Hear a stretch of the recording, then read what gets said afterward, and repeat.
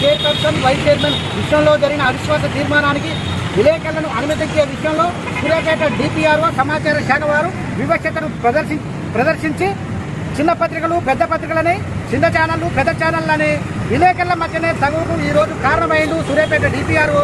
దీన్ని అందరూ వీళ్ళకు అతీతంగా ఖండిస్తున్నారు.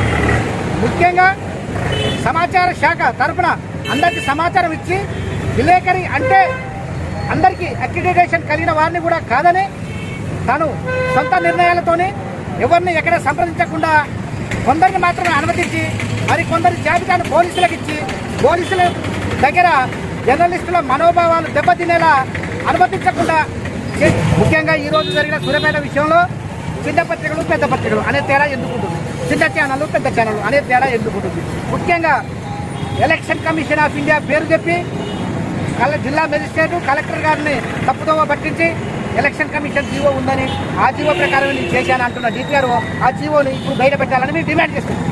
Election commission of India A GO ఇచ్చింది, ఏ విలేకరులని లోపలికి పంపమన్నది ఈ జీవో ప్రకారం చేయాలనుకుంది. అందుకే గత కొన్నేళ్లుగా సమాచార శాఖ సూర్యాపేటలో జరుగుతున్న అవినీతి అక్రమాలపై విషయంలో వివక్షత విషయంలో విలేకరుల మధ్యన విలేకరులకు తగ్గుపెట్టే విషయంలో చిన్న పెద్ద తేడా అంటున్న విషయంలో మేము ఒక రాష్ట్ర వ్యాప్తంగా కార్యాచరణని ఊహించుకోదలుచుకున్నాం.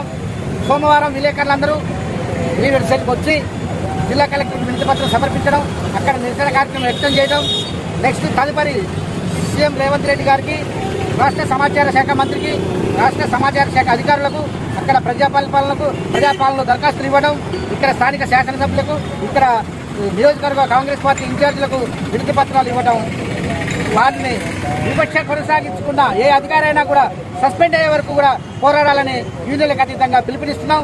జర్నలిస్టులందరూ ఈ ఉద్యమంలో భాగస్వాములు కావాలని కోరుకుంటున్నాం.